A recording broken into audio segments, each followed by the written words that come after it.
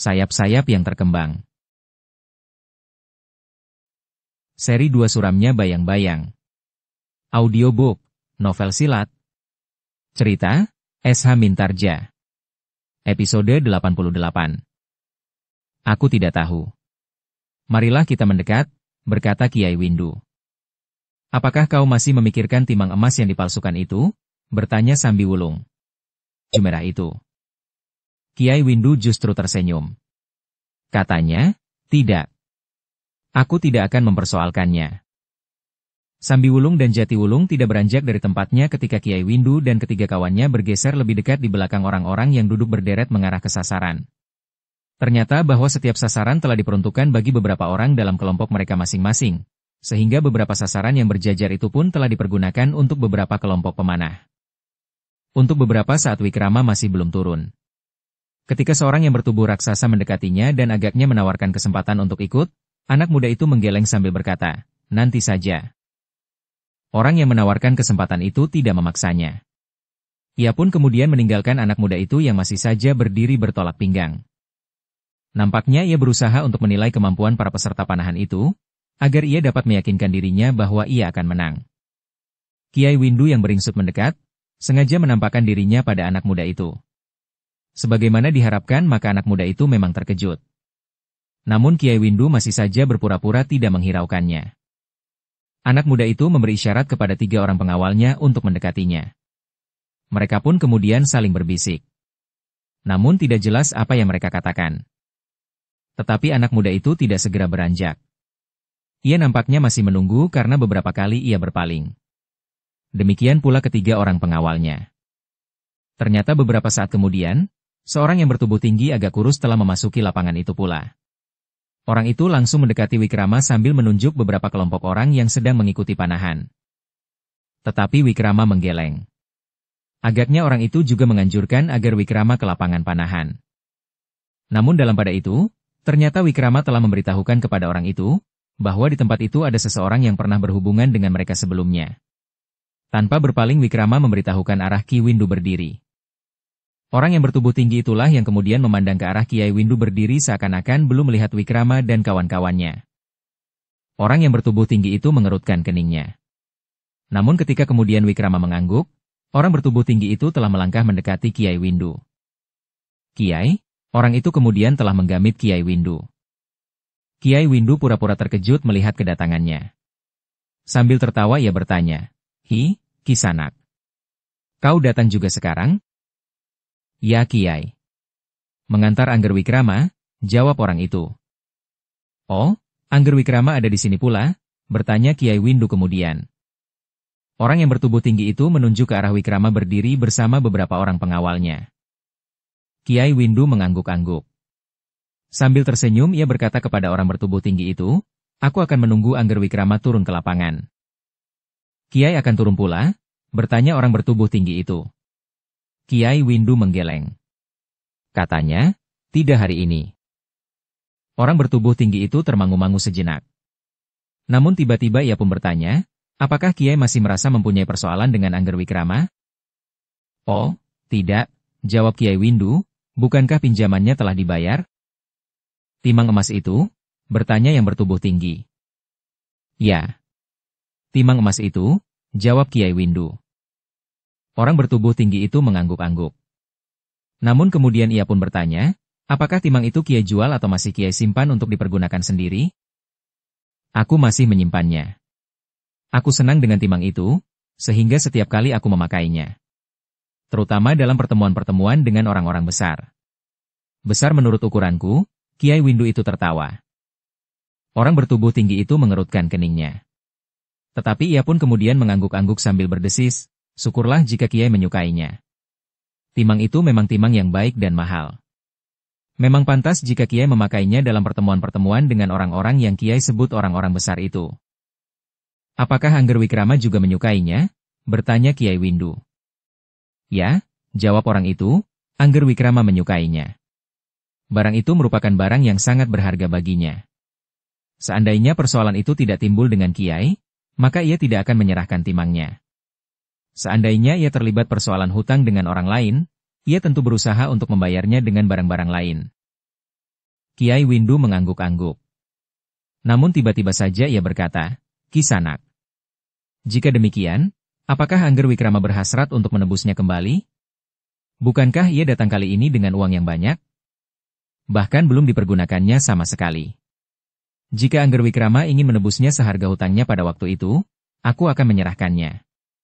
Sayang, jika barang itu merupakan barang kesayangannya. Oh, orang itu menjadi gagap. Namun ia menjawab juga, tentu tidak Kiai. Sebagai seorang yang berpegang pada harga diri, maka apa yang telah dilakukannya tidak akan dicabut kembali atau disesali. Bukan dicabut kembali, jawab Kiai Windu, justru akulah yang menawarkannya. Biarlah Angger sempat memakainya lagi. Tidak Kiai, jawab orang bertubuh tinggi itu, biarlah benda itu ada pada Kiai. Satu kenangan yang barangkali akan berarti bagi Kiai. Tetapi Kiai Windu tertawa. Katanya, Kisanak. Ketahuilah. Bekalku kali ini tidak terlalu banyak. Jika pada satu saat aku kehabisan uang di sini, maka mungkin aku akan minta tolong kepada Angger Wikrama. Kita akan sama-sama mendapat keuntungan. Aku mendapat uang, dan Angger Wikrama mendapat benda yang disenanginya itu kembali. Orang bertubuh tinggi itu mengerutkan keningnya. Namun kemudian katanya, Angger Wikrama juga tidak membawa bekal lebih banyak dari musim judi yang lalu. Tetapi jika masih ada uang tersisa, maka aku kira hal itu dapat dibicarakan kemudian. Kiai Windu tertawa. Katanya, baiklah. Nah, silahkanlah.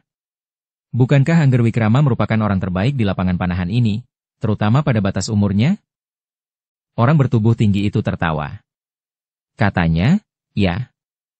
Tetapi agaknya ia masih belum ingin turun sekarang. Memang seumurnya masih saja dipengaruhi oleh keinginan anak-anak muda. Ia masih ingin melihat ke sana kemari, sebagaimana kebiasaannya. Baru kemudian ia akan memasuki arena pilihannya, berkata Kiai Windu. Orang bertubuh tinggi itu mengangguk-angguk. Namun kemudian katanya, silahkan Kiai. Aku akan kembali kepada anak muda itu. Kiai Windu mengangguk sambil tersenyum, silahkan. Tetapi jangan lupa. Katakan kepadanya, bahwa jika aku memerlukan uang, maka aku akan menyerahkan kembali timang itu. Orang itu termangu-mangu sejenak. Namun kemudian katanya, baiklah. Aku akan mengatakannya. Kiai Windu kemudian melihat orang bertubuh tinggi itu kembali kepada Wikrama. Sementara Wikrama yang berdiri di tempat yang agak jauh mengangguk kepada Kiai Windu yang membalasnya sambil tersenyum. Dari kejauhan Kiai Windu melihat, orang bertubuh tinggi itu agaknya telah memberitahukan pesannya, sehingga anak muda itu nampak mengerutkan dahinya. Tetapi agaknya ia berusaha untuk menahan diri, agar tidak menimbulkan kesan apapun tentang pesan Kiai Windu itu. Untuk beberapa lama Kiai Windu masih berdiri di tempatnya. Namun kemudian ia pun telah bergeser dan berlindung di bawah bayang-bayang dedaunan karena matahari menjadi semakin tinggi. Ketiga orang kawan-kawannya memandanginya sambil tersenyum pula. Sementara itu Sambi Wulung dan Jati Wulung yang sudah lebih dahulu berteduh bergeser pula mendekatinya. Dengan nada berat Sambi Wulung bertanya, apakah kau benar-benar akan mengembalikan timang itu? Aku belum tahu, jawab Kiai Windu, kita melihat keadaan. Sebenarnya aku merasa jengkel atas kecurangan itu. Tetapi aku belum mengambil keputusan untuk membuat persoalan dengan anak muda itu. Sambi Wulung tertawa. Katanya, sudahlah. Bukankah kau akan menang lagi kali ini? Namanya berjudi, jawab Kiai Windu, tidak seorang pun tahu apakah kita akan menang atau kalah. Kecuali jika kita melakukannya dengan tidak jujur. Sulit untuk bermain panahan dengan tidak jujur, atau bahkan bermain dadu pun tidak dapat dilakukan dengan tidak jujur. Karena saat melontarkan dadu itu disaksikan banyak orang. Sedangkan dalam kalangan sabung ayam sebagian besar ditentukan oleh ayam yang sedang bersabung. Jika orang-orang yang bertaruh cukup berpengalaman, maka pada sabung ayam pun sulit dilakukan kecurangan dengan cara apapun juga, karena orang-orang yang berpengalaman itu akan segera dapat melihatnya, berkata Jati Wulung sambil berbaring di atas rerumputan. Hi, ternyata kau benar-benar seorang pemalas, desis Kiai Windu, dimanapun kau selalu berbaring. Jati Wulung tersenyum. Katanya, bukankah di sini kita mendapat kesempatan untuk bermalas-malasan? Kiai Windu masih akan menjawab. Namun tiba-tiba terdengar beberapa orang bersorak di arena panahan. Ternyata seseorang telah berhasil mengenai kepala sasaran. Satu hasil yang gemilang, karena dengan demikian ia mendapat penilaian tertinggi untuk satu rambahan itu. Ketika orang-orang yang berteduh itu berdiri untuk melihat siapakah yang mendapat nilai tertinggi itu, Jatiwulung masih saja tetap berbaring di tempatnya sambil berkata, siapapun yang mengenainya, kita tetap tidak mengenalnya. Tetapi Sambiwulung tiba-tiba berkata, bukan main.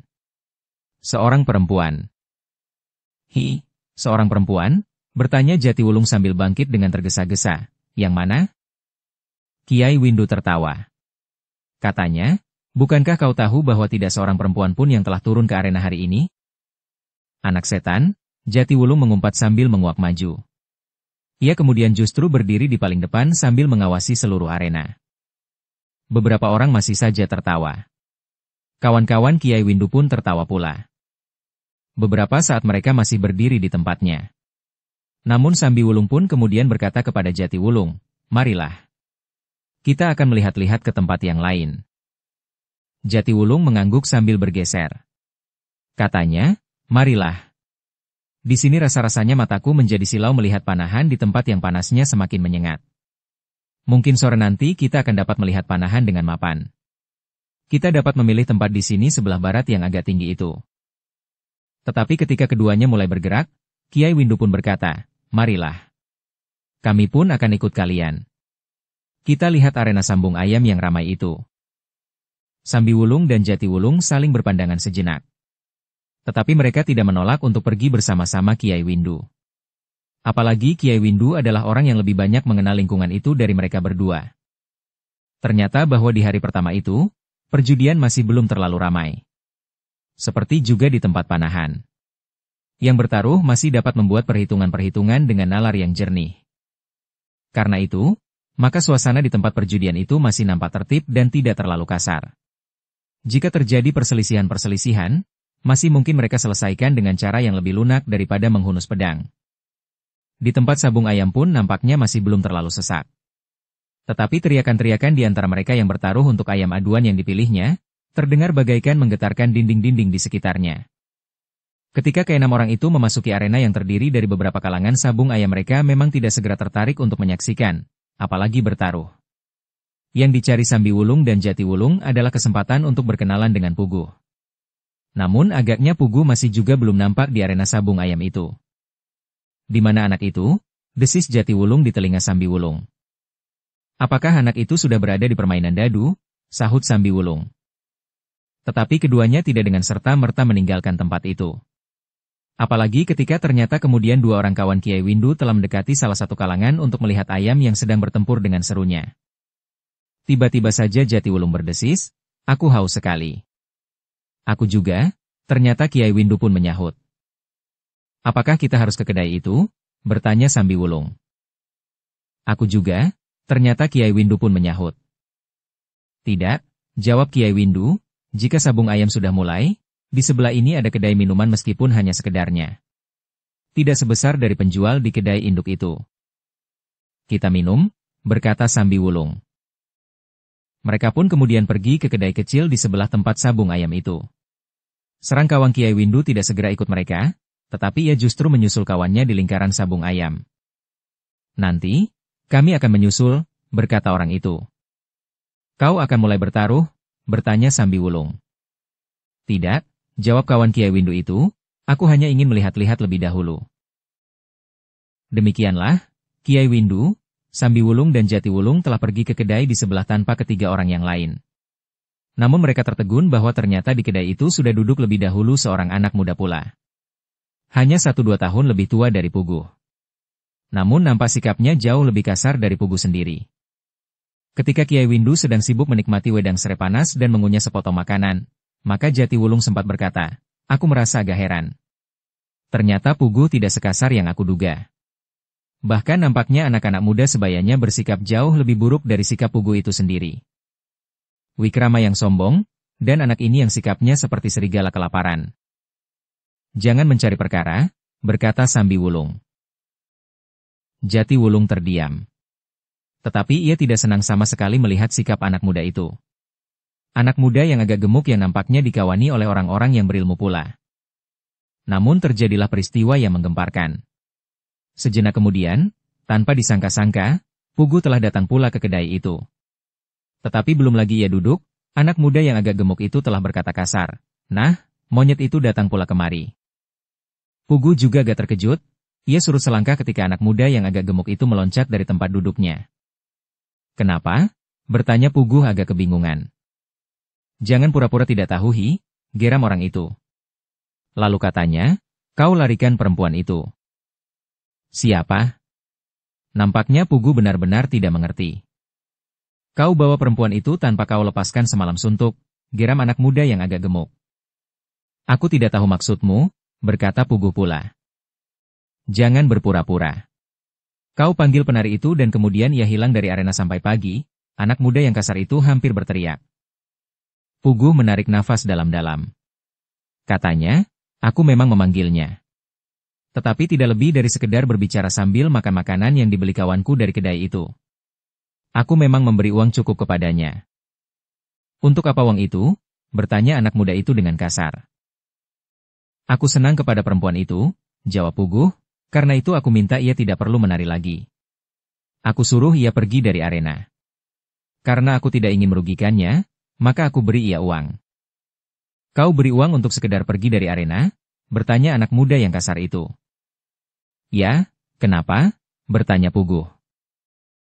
Anak muda yang kasar itu tertawa berkepanjangan. Katanya, "Apakah kau sudah gila? Kau sudah sering berada di tempat ini membayar seorang teledek hanya untuk pergi dari bawah oncor dan dari sisi gamelan?" Pugu menjadi tidak senang melihat sikapnya. Katanya, "Cari perempuan itu, dan bertanyalah kepadanya, apa yang aku lakukan. Aku baginya masih terlalu kanak-kanak." Anak muda yang kasar itu tertawa semakin keras. Namun tiba-tiba saja ia berkata, "Aku akan membalas sakit hatiku. Aku harus memukulimu 10 kali sekarang." "Gila. Kau kira kau ini siapa Wajah Pugu menjadi merah. "Sejak musim judi yang lalu, kau memang mencari persoalan saja untuk satu perkelahian. Jika kau memaksa terus seperti itu, aku terpaksa melayanimu." "Nah, kita akan berkelahi jika kau berani," berkata anak muda itu, tanpa orang lain. "Pengawal-pengawalku tidak akan ikut campur. Tetapi jika kau takut berkelahi sendiri, biarlah pengawalmu membantumu." "Jangan menghina aku seperti itu," berkata Pugu, "jika kau memang menantangku, aku terima tantangan itu." Anak muda yang agak gemuk dan kasar itu tertawa. Kemudian dengan nada datar ia berkata, "Kita akan berkelahi sekarang. Kita tidak usah mencari tempat. Di sini kita berkelahi. Tentu akan lebih menarik dari sabung ayam itu. Tetapi jika tanganku terlanjur mematahkan tangan atau kakimu, itu bukan salahku." Pugu tidak menjawab. Tetapi ia pun kemudian memberi isyarat kepada beberapa orang pengawalnya untuk mundur. Dengan nada rendah ia berkata, "Jangan ganggu aku." Para pengawalnya memang melangkah surut. Sementara itu, anak muda yang agak gemuk dan kasar itu melangkah satu-satu mendekati Pugu. Ternyata seperti kebiasaan orang-orang yang sudah berada di Songlawa, orang-orang di sekitarnya sama sekali tidak menghiraukan apa yang terjadi sepanjang tidak menyangkut diri mereka sendiri. Beberapa orang yang ada di sekitar tempat itu, bahkan 2 orang yang ada di dalam kedai kecil itu seakan-akan tidak berpaling sama sekali. Hanya Sambi Wulung, Jati Wulung sajalah yang perhatiannya benar-benar tertuju kepada mereka. Sementara Kiai Windu justru memperhatikan keduanya sambil tersenyum. Katanya, "Nampaknya kau berdua yang menjadi lebih tegang daripada mereka yang akan berkelahi." Sambi Wulung menarik nafas dalam-dalam. Katanya, "Persoalan anak-anak muda memang menarik. Apapun yang terjadi atas mereka." Kiai Windu mengangguk-angguk. Tetapi ia tidak berbicara lagi. Dihadapinya minuman hangatnya, sementara matahari menjadi semakin tinggi. Ketika ia meneguk mangkuk minumannya, maka keringatnya menjadi semakin banyak mengalir. Sambi Wulung dan Jati Wulung pun tetap duduk di tempatnya. Sementara itu kedua anak muda itu pun telah mulai bergerak sambil mempersiapkan diri. Sejenak kemudian, maka anak muda yang bertubuh agak gemuk itu dengan kasar telah menyerang. Tangannya yang terkembang telah terayun deras mengarah ke dada Pugu. Namun Pugu memang sudah siap menghadapinya. Dengan sigapnya ia mengelak. Tetapi ia bukan saja merendah sambil bergeser mundur, tetapi tiba-tiba saja ia telah melenting sambil memutar tubuhnya. Kakinya lah yang terayun mendatar mengarah ke lambung. Anak muda yang gemuk itu terkejut. Ternyata Pugu mampu bergerak sangat cepat, sehingga karena itu, maka anak muda yang gemuk itu terpaksa meloncat mundur. Puguhlah yang kemudian tidak mau membiarkan lawannya. Dengan cepat pula ia memburunya. Tubuhnya yang bagaikan tidak berbobot itu seakan-akan terbang lurus mendatar. Anak muda yang agak gemuk itu melihat serangan yang datang demikian cepatnya. Tidak ada kesempatan untuk melenting menghindar. Karena itu, maka ketika tumit Pugu menyambarnya, ia pun dengan serta-merta telah menjatuhkan dirinya sehingga serangan itu tidak menyentuhnya. Demikian tubuh Pugu terbang melintas di atasnya, ia pun segera meloncat bangkit. Dengan cepat anak yang agak gemuk itulah yang kemudian memburunya. Dengan keras pula ia telah menyerang, demikian kaki Pugu menjejak tanah. Tetapi Pugu masih sempat melihat serangan yang datang itu. Namun waktunya tidak memungkinkannya untuk menghindar. Karena itu, maka ia pun telah menyilangkan tangannya di dadanya. Yang terjadi adalah satu benturan kekuatan yang keras. Tangan anak muda yang gemuk yang terjulur lurus ke arah dada itu telah membentur pertahanan Puguh. Ternyata benturan itu terjadi demikian kerasnya, sehingga kedua kaki Puguh yang baru saja sempat tegak itu berguncang. Selangkah ia terdorong surut. Namun ia berhasil memperbaiki keadaannya sehingga ia tetap berdiri tegak dengan tangan bersilang di dada. Sementara itu lawannya yang agak gemuk dan kasar itu telah terdorong jauh lebih panjang surut. Bahkan hampir saja ia tidak mampu mempertahankan keseimbangannya. Dengan susah payah ia berhasil berdiri tegak sambil mengumpat kotor. Puguh tidak menjawab sama sekali. Tetapi ia sudah bersiap menghadapi segala kemungkinan. Kedua kelompok pegawai berdiri di tempat masing-masing. Orang-orang yang mengawal anak muda yang gemuk itu nampaknya juga lebih kasar dari para pengawal Puguh. Meskipun dilihat pada sorot matanya, pengawal Puguh itu pun merupakan orang-orang yang keras dan kasar. Namun dari wujud lahiriahnya, mereka masih lebih baik dari pengawal-pengawal anak muda yang agak gemuk itu. Ternyata kedua anak muda itu masih juga berkelahi dengan sengitnya. Keduanya memiliki dasar-dasar kemampuan olah kanuragan yang baik dan lengkap. Namun agaknya kekuatan dasar kewadagan Puguh yang tubuhnya lebih kecil dari lawannya itu justru lebih besar. Itulah sebabnya, maka kadang-kadang anak muda yang agak gemuk itu tergetar dalam benturan-benturan yang terjadi. Sambi Wulung dan Jati Wulung memperhatikan perkelahian itu dengan saksama. Keduanya sempat menilai kemampuan Puguh yang cukup mendebarkan itu. Bahkan keduanya sempat bertanya kepada diri mereka sendiri, bagaimanakah imbangan kekuatan dan kemampuan anak itu dibanding dengan Risang? Baik Sambi Wulung maupun Jati Wulung menjadi ragu-ragu. Apakah ilmu Risang lebih baik dari Puguh? Ketika keduanya mengerutkan kening dengan sedikit tegang, Kiai Windu menggamitnya. Katanya, minummu menjadi dingin. Oh, Sambi Wulung dan Jati Wulung menarik nafas dalam-dalam.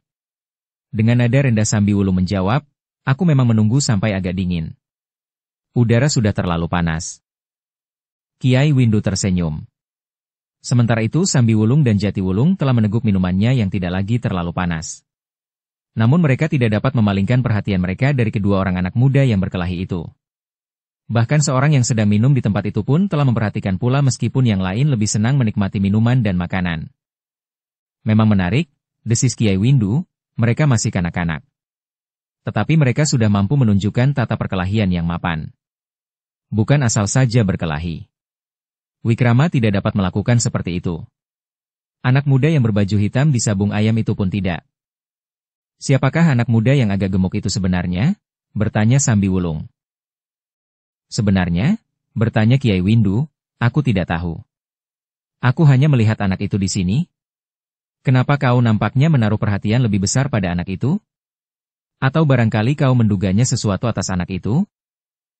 Sambi Wulung menggeleng. Namun yang menjawab adalah Jati Wulung. Anak itu menjengkelkan sekali. Aku tiba-tiba saja jadi benci kepadanya tanpa sebab. Kiai Windu tertawa. Katanya, karena itu di sini jangan memperhatikan orang lain. Jati Wulung tidak menjawab. Namun tiba-tiba katanya, kita salah duga terhadap anak yang bernama Puguh itu. Ia memang memanggil penari itu. Ia mengakui menyenangi penari itu. Tetapi ia hanya menyuruhnya pergi dari arena. Kau percaya kepada kata-katanya? Bertanya Kiai Windu. Jati Wulung ragu-ragu. Namun Kiai Windulah yang berkata lebih lanjut, aku percaya. Jati Wulung mengangguk-angguk. Demikian pula Sambi Wulung. Dalam pada itu, perkelahian pun menjadi semakin keras. Anak muda yang agak gemuk itu memang menjadi kasar. Bahkan tiba-tiba saja tangannya menggenggam debu dan dilontarkan ke wajah Puguh. Untunglah bahwa Puguh melihatnya sehingga ia sempat meloncat mundur beberapa langkah sambil memalingkan wajahnya. Namun ketika anak muda yang kasar itu memburunya, Puguh telah siap untuk melawannya. Semakin lama maka menjadi semakin jelas bahwa Puguh akan dapat memenangkan perkelahian itu. Setiap kali serangannya berhasil mengenai tubuh lawannya, sehingga setiap kali anak muda yang kasar itu berdesis menahan sakit. Bahkan ketika Puguh dengan keras menyerangnya dengan kaki terjulur dan mengenai dada anak yang agak gemuk itu, maka anak muda itu pun telah terpelanting jatuh. Namun anak itu sempat bangkit sambil mengumpat dengan kasar. "Gila! Anak setan! Aku bunuh kau," geramnya. Puguh tidak menjawab. Tetapi ia pun sudah siap menghadapi segala kemungkinan. Sejenak kemudian, maka perkelahian itu pun telah berlangsung lagi. Kiai Windu yang memungut sepotong makanan berkata kepada Sambi Wulung dan Jati Wulung, "Hi, kalian mau makan apa?" Sambi Wulung sempat tersenyum. Tetapi Jati Wulung sama sekali tidak berpaling. Ia benar-benar memperhatikan bagaimana Puguh kemudian benar-benar menguasai lawannya. Risang harus tahu bahwa Puguh pun memiliki kemampuan yang sangat besar, berkata Jati Wulung maupun Sambi Wulung di dalam hatinya. Sebenarnya lah baik Jati Wulung maupun Sambi Wulung sebenarnya merasa cemas melihat kemampuan Puguh yang sangat besar. Kekuatannya dan agaknya juga kekerasan hatinya. Meskipun Puguh tidak nampak sekasar lawannya, tetapi ternyata bahwa ia juga mampu berkelahi dengan keras. Dalam pada itu, anak yang kasar itu kemudian ternyata semakin tidak mampu mengimbangi kekuatan Puguh yang besar serta keterampilannya olah kanuragan. Karena itu, beberapa kali anak muda itu telah dikenai serangan Puguh. Bahkan beberapa kali anak muda itu terhuyung-huyung jatuh. Meskipun ia mampu bangkit lagi, namun beberapa saat kemudian serangan Puguh telah menjatuhkannya lagi. Ketika beberapa orang pengawalnya bergeser, maka para pengawal Puguh pun telah bergerak pula. Tetapi Puguh telah berkata lantang, "Kita sepakat untuk berkelahi tanpa orang lain." Dukung channel Novel Silat dengan subscribe, follow, like, komen dan share. Anak muda yang agak gemuk itu nafasnya menjadi terengah-engah. Ketika ia jatuh lagi, maka ia pun telah bangkit dengan susah payah. Namun ternyata ia pun masih menyadari keadaannya. Anak muda itu merasa bahwa Puguh memang memiliki kemampuan yang lebih tinggi. Karena itu, ia justru tidak menarik senjatanya. Jika Puguh kemudian juga bersenjata, maka kemungkinan yang lebih buruk akan dapat terjadi atas dirinya. Karena itu, maka ketika Puguh melangkah maju, anak muda itu justru melangkah surut. Dengan nada berat terputus-putus karena menahan sakit di tubuhnya anak muda itu berkata, "Aku akui kelebihanmu kali ini Puguh. Tetapi di musim perjudian yang akan datang, aku akan membunuhmu. Besok atau lusa, sebelum musim perjudian ini selesai, aku sudah membunuhmu lebih dahulu," geram Puguh. Persetan, wajah anak muda itu menjadi tegang. Namun Puguh tidak menjawab lagi. Dipandanginya saja anak muda yang kasar itu pergi. Beberapa orang pengawalnya menggeretakkan giginya. Tetapi mereka tidak dapat berbuat apa-apa. "Kau biarkan anak gila itu pergi," desi seorang pengawal Puguh. "Lalu, apa yang baik aku lakukan? Memilin lehernya dan membunuhnya?" bertanya Puguh. Pengawalnya tidak menjawab. Tetapi mereka masih saja memandang anak muda yang agak gemuk serta beberapa orang pengawalnya pergi. Sejenak kemudian barulah Puguh mengibaskan debu pada pakaiannya. Ketika lawannya menaburkan debu, maka pakaiannya memang menjadi kotor. Untunglah bahwa debu itu tidak mengenai matanya. Sambi Wulung dan Jati Wulung yang semula memperhatikan perkelahian itu pun segera telah berkisar. Mereka menghadapi minuman mereka dan mengambil sepotong makanan pula. Namun mereka berharap bahwa Puguh akan duduk pula di kedai itu. Meskipun mereka tidak akan sempat bertanya apapun, karena anak muda itu tentu masih terpengaruh oleh keadaan yang baru saja terjadi. Namun jika anak muda itu berbicara bersama dengan para pengawalnya, mungkin dari pembicaraan itu mereka akan dapat menangkap sesuatu. Sebenarnya lah Puguh yang baru saja berkelahi itu agaknya memang menjadi haus. Bersama para pengawalnya, ia pun kemudian telah duduk pula di sebuah amben panjang di kedai kecil itu. Sedangkan dua orang lainnya yang sudah lebih lama berada di kedai itu telah bangkit dan meninggalkan tempatnya. Setelah Puguh memesan minuman, maka sebenarnya lah ia masih dipengaruhi oleh gejolak perasaannya. Dengan nada geram ia berkata, "Anak itu masih saja selalu mengganggu. Apakah sebenarnya yang dimaui?" Seorang pengawalnya menyahut, "Aku sudah berusaha untuk mendapat keterangan tentang anak muda itu. Tetapi tidak seorang pun yang dapat mengatakannya selain apa yang dapat pula kita lihat di sini. Puguh menarik nafas dalam-dalam. Namun pengawalnya yang lain berkata pula, persoalannya tidak hanya terbatas kepada kita. Ia telah berkelahi pula dengan beberapa orang yang lain. Untunglah belum ada seorang yang membantainya di sini. Pengawalnya cukup kuat, sahut Puguh, tetapi jika ia masih saja membuat persoalan akulah yang mungkin akan membunuhnya. Mudah-mudahan ia menjadi jera. Para pengawal Puguh itu mengangguk-angguk. Ketika mereka memandang ke arah orang-orang yang baru saja meninggalkan mereka itu, ternyata orang-orang itu berhenti dan berbicara dengan sungguh-sungguh. Tetapi jarak mereka sudah terlalu jauh untuk mendengar pembicaraan mereka. Baru sejenak kemudian anak muda yang agak gemuk itu hilang di balik dinding di sudut tikungan di sebelah dinding arena sabung ayam. Puguh kemudian mulai memperhatikan minumannya. Namun ia masih juga bergeremang, pakaianku menjadi kotor. Ia berkelahi dengan licik. Namun dalam pada itu pengawalnya berkata, tetapi kau telah menunjukkan kemampuan yang tinggi. Latihan-latihan yang kau lakukan ternyata tidak sia-sia. Dalam keadaan yang gawat, kau sendiri sudah dapat mengatasi persoalan. Bukan hanya aku yang mampu berkelahi. Anak yang gemuk itu juga mampu berkelahi, jawab Puguh. Tetapi sebagaimana kau lihat, ia telah kau kalahkan. Sementara itu beberapa anak muda yang lain terlalu tergantung kepada para pengawalnya. Kau tidak. Kau sendiri mampu menjaga dirimu tanpa seorang pengawal pun. Namun karena nampaknya kau memang masih terlalu muda, maka sebaiknya kami menyertaimu. Puguh termangu-mangu sejenak. Namun kemudian ia pun mulai meneguk minumannya. Jika kita kembali kepada Pokan, kau harus berlatih lebih baik lagi. Siapa tahu, anak yang gemuk itu benar-benar mendendamu. Pada satu hari yang mungkin memang akan terjadi di musim perjudian yang akan datang, orang itu benar-benar berusaha membunuhmu, berkata salah seorang pengawal. Apakah di musim perjudian yang akan datang, kita akan berada di sini pula? Bertanya Puguh. Itu terserah kepadamu, jawab salah seorang pengawalnya. Tetapi sekedar untuk mendapatkan pengalaman, maka di sini kita dapat melihat 1000 wajah dengan 1000 watak serta tingkah laku. Memang menarik, berkata Puguh, tetapi rasa-rasanya menjadi jemu juga akhirnya. Para pengawalnya termangu-mangu. Namun kemudian Puguh pun kemudian berkata, baru besok aku akan memasuki tempat permainan dadu. Apakah kita tidak melihat panahan sekarang? Bertanya seorang pengawalnya. Apakah Wikrama yang sombong itu akan turun? Bertanya Puguh.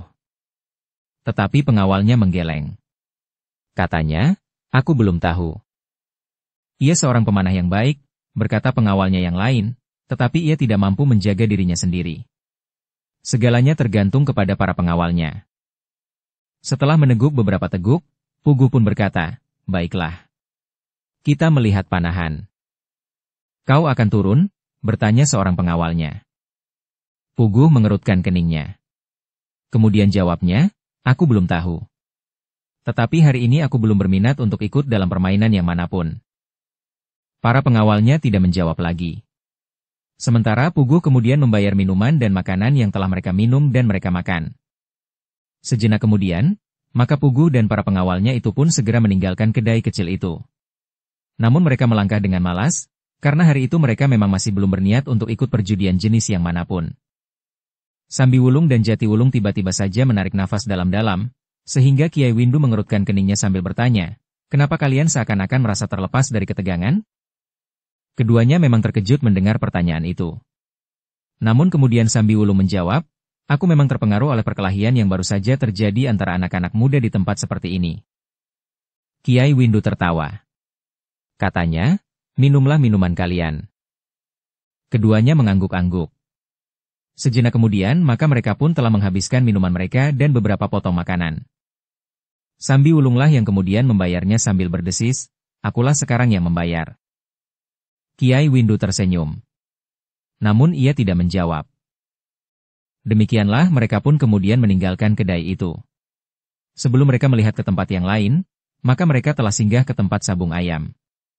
Ternyata tempat itu sudah menjadi semakin ramai. Mereka yang bertaruh pun sudah menjadi semakin banyak. Bahkan taruhannya pun sudah meningkat semakin tinggi. Sambiwulung dan Jatiwulung memang menjadi berdebar-debar melihat uang dalam jumlah yang besar telah berpindah dari satu tangan ke tangan yang lain. Meskipun untuk memasuki tempat itu mereka juga sudah dibekali dengan uang cukup, namun mereka merasa terlalu kecil sebagai penjudi, dibanding dengan orang-orang yang telah lebih dahulu pernah datang di tempat itu di musim-musim perjudian sebelumnya. Kiai Windu pun kemudian memanggil ketiga orang kawannya yang telah menjadi sangat asyik melihat sabung ayam itu.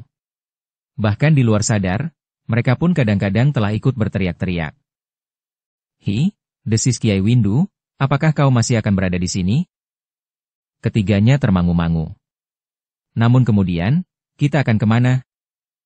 Kiai Windu memandang Sambi Wulung dan Jati Wulung bergantian. Lalu ia pun bertanya, "Kau belum akan mulai?"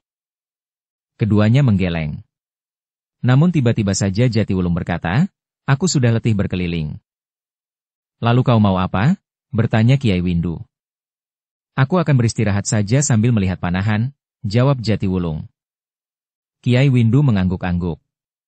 Katanya, "Baiklah. Kita pergi ke tempat panahan." Tetapi salah seorang dari kawannya berkata, "Aku di sini saja." "Kau sudah akan mulai?" bertanya Kiai Windu. "Belum. Tetapi aku ingin melihat suasananya sampai nanti sore," jawab orang itu. Ternyata kedua orang kawannya yang lain juga lebih senang berada di tempat sabung ayam itu. Sehingga karena itu mereka tidak ikut dengan Kiai Windu. Dalam pada itu Jati Wulung pun sempat berbisik di telinga Sambi Wulung, "Kita harus mengumpulkan modal lebih besar lagi menilik taruhan orang-orang yang ikut dalam taruhan sabung ayam itu." Sambi Wulung mengangguk-angguk. Tetapi ia tidak menjawab. Waktu mereka kemudian telah mereka habiskan sebagian besar untuk melihat panahan dan paseran. Namun kedua orang itu sudah mengambil keputusan, bahwa mereka akan menambah modal mereka dalam panahan itu. "Aku kira kita akan dapat mengimbangi kemampuan mereka," berkata Sambi Wulung. "Tetapi anak-anak muda yang dianggap sebagai pemanah-pemanah yang baik itu belum turun hari ini," berkata Jati Wulung. Keduanya kemudian mengangguk-angguk. Demikianlah, hari itu keduanya baru sekedar melihat-lihat arena perjudian itu bersama Kiai Windu. Mereka juga singgah sejenak di barak tempat orang-orang bermain dadu. Sebuah perselisihan kecil telah terjadi antara dua orang yang ikut bertaruh dengan para petugas, sehingga hampir saja kedua orang itu dilemparkan keluar. Namun persoalan mereka ternyata dapat diatasi, sehingga kedua orang itu masih tetap diperkenankan untuk ikut dalam permainan dadu itu. Di hari berikutnya Sambi Wulung dan Jati Wulung memang sudah berniat untuk turun ke lapangan panahan. Tetapi mereka tidak akan melakukannya dengan serta-merta. Mereka akan melihat-lihat lebih dahulu. Baru kemudian mereka akan turun sebagaimana dikatakan oleh Jati Wulung, bahwa mereka berniat untuk menambah modal mereka, meskipun kemungkinan yang sebaliknya memang dapat terjadi. Ketika malam turun, maka arena sabung ayam dan tempat panahan pun menjadi sepi. Tetapi tempat permainan dadu justru menjadi semakin ramai. Tetapi Sambi Wulung dan Jati Wulung tidak begitu berminat untuk mulai dengan permainan itu. Karena itu, maka mereka hanya menengok sejenak. Kemudian mereka habiskan waktu mereka untuk berada di dalam bilik.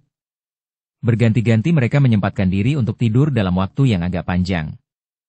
Berbeda dengan Sambi Wulung dan Jati Wulung, Kiai Windu dan ketiga orang kawannya berada cukup lama di arena permainan dadu. Tetapi ternyata mereka berempat pun masih belum mulai bertaruh.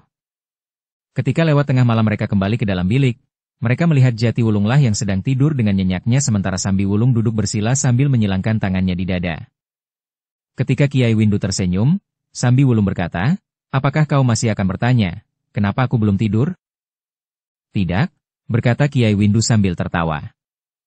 Sambi Wulung pun tersenyum pula. "Tetapi ialah yang justru bertanya, nampaknya kau menang di permainan dadu itu." "Sekeping pun aku belum ikut bertaruh," jawab Kiai Windu. "Apakah kebiasaanmu memang begitu?" bertanya Sambi Wulung.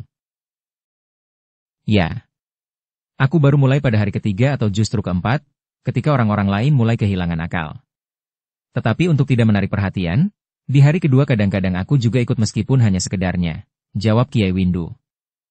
"Dalam tempat seperti ini, ternyata kau masih mampu juga mengendalikan diri," berkata Sambi Wulung. "Kalian pun harus dapat berbuat seperti itu," desis Kiai Windu. "Jika kita dicengkam oleh perasaan saja, maka akhirnya kita akan menjadi orang yang pertama sekali mempergunakan bilik di sudut itu." Sambi Wulung mengangguk-angguk. Sementara itu ternyata Jati Wulung telah terbangun pula. Masih sambil memejamkan matanya ia berkata, "Tidur. Ayo tidur sajalah." Sambi Wulung tersenyum. Katanya, "Tidurlah. Bukankah giliranmu sekarang tidur?" Jati Wulung tidak menjawab lagi. Sejenak kemudian, maka orang-orang yang lain pun telah berbaring pula. Ternyata seorang di antara mereka duduk di sebelah Sambi Wulung sambil berdesis, "Kita memang harus berhati-hati di tempat seperti ini. Apalagi di hari-hari ketiga, keempat dan seterusnya." Beberapa orang telah mulai kehilangan akal. Namun banyak juga yang sempat mengendalikan dirinya. "Bagaimana dengan anak-anak muda itu?" bertanya Sambi Wulung. "Mereka hampir selalu kalah. Tetapi nampaknya kekalahan itu bukan soal bagi mereka, sehingga mereka seakan-akan tidak pernah nampak gelisah. Ketika datang musim perjudian berikutnya, mereka datang lagi dengan membawa uang cukup banyak pula," jawab kawan Kiai Windu itu. Sambi Wulung mengangguk-angguk. Ketika seorang kawan Kiai Windu yang lain, yang telah berbaring mendekam, maka Sambi Wulung pun tahu bahwa orang itu agaknya ingin dapat tidur nyenyak tanpa terganggu oleh pembicaraannya. Karena itu, maka sejenak kemudian kamar itu pun menjadi hening. Ketika matahari terbit, maka segala sesuatunya mulai sibuk lagi di Songlawa itu. Memang masih ada beberapa orang yang karena mereka bermain dadu hampir semalam suntuk masih tidur pulas. Tetapi persiapan-persiapan di lapangan panahan telah dilakukan. Sasaran untuk kelompok-kelompok pemanah telah dipasang berderet. Demikian pula lingkaran-lingkaran untuk paseran. Sementara di arena sabung ayam pun semua persiapan telah dilakukan. Dalam pada itu, Sambi Wulung dan Jati Wulung pun sudah bersiap. Kiai Windu yang ingin menyaksikan keduanya turun di arena berkata sambil tersenyum, "Aku ingin melihat, apakah kalian akan dapat menambah modal kalian untuk turun ke permainan dadu atau justru malah sebaliknya. Jika kalian kalah dalam panahan, aku minta kalian tidak dengan cepat berputus asa." Sambi Wulung dan Jati Wulung tertawa. Dengan nada tinggi Jati Wulung berkata, "Kiai, bukan baru kali ini aku turun ke arena perjudian. Sudah aku katakan, bahwa aku telah mendatangi beberapa tempat perjudian yang lebih besar dari tempat ini. Tetapi tidak segila Songlawa ini." Kiai Windu mengangguk-angguk. Sementara itu seorang kawannya berkata, "Marilah kita makan dahulu." Setelah mereka makan di kedai, maka mereka pun telah pergi ke lapangan panahan. Ternyata bahwa panahan telah mulai beberapa rambahan. Beberapa orang telah berkeringat, sementara pertarungan di setiap kalangan nampaknya ramai dan seimbang. Sebenarnya lah mereka yang turun ke lapangan panahan tentu orang-orang yang merasa dirinya memiliki kemampuan yang tinggi. Sambi Wulung dan Jati Wulung tidak segera turun ke arena. Untuk beberapa saat mereka masih melihat-lihat, arena yang manakah yang paling baik untuk dimasuki. Sambi Wulung dan Jati Wulung termangu-mangu sejenak, ketika mereka melihat beberapa anak muda ada di lapangan panahan. Tetapi ternyata mereka tidak berada pada kelompok yang sama. Wikrama berada di kelompok 2, sementara Puguh berada di kelompok 5. Sedangkan anak muda yang agak gemuk dan kasar itu agaknya masih melihat-lihat seperti beberapa orang lain di sekitar lapangan panahan itu. "Nah, kapan kau akan mulai?" bertanya Kiai Windu. Sambi Wulung dan Jati Wulung berpaling. Tetapi mereka tidak menjawab.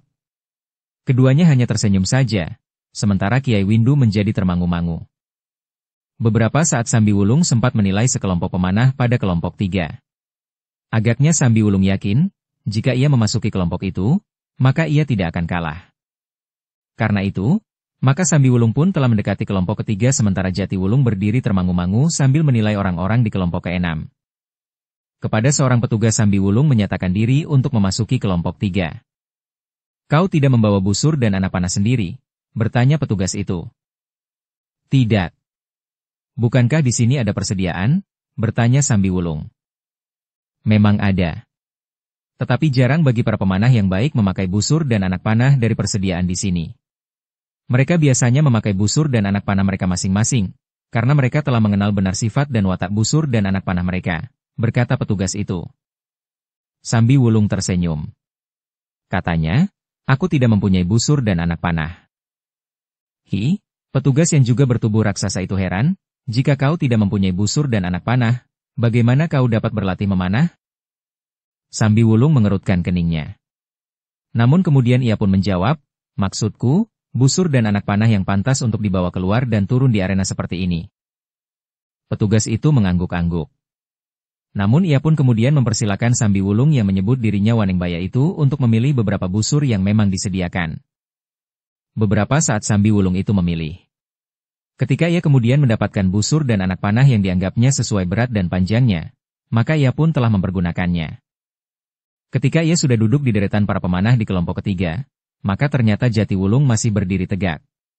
Ternyata di kelompok keenam itu terdapat seorang yang memiliki kemampuan yang sangat tinggi. Seorang yang berkumis lebat, bertubuh tinggi tegap. Hampir di setiap rambahan anak panahnya ada yang hinggap di sasaran. Ketika rambahan-rambahan berikutnya berlangsung, orang itu menjadi semakin menarik perhatian. Ketika tiba-tiba saja anak panahnya hinggap di kepala sasaran, maka beberapa orang penonton pun telah bertepuk tangan sambil bersorak. Bahkan beberapa orang pengikut di kelompok itu ikut bertepuk tangan pula. Jatiwulung mengangguk-angguk. Dengan kenyataan itu maka ia pun berkata kepada diri sendiri, agaknya orang inilah yang membuat kelompok ini tidak diikuti oleh terlalu banyak orang. Bersambung ke episode 89. Dukung kami dengan subscribe, follow, like, komen dan share. Terima kasih.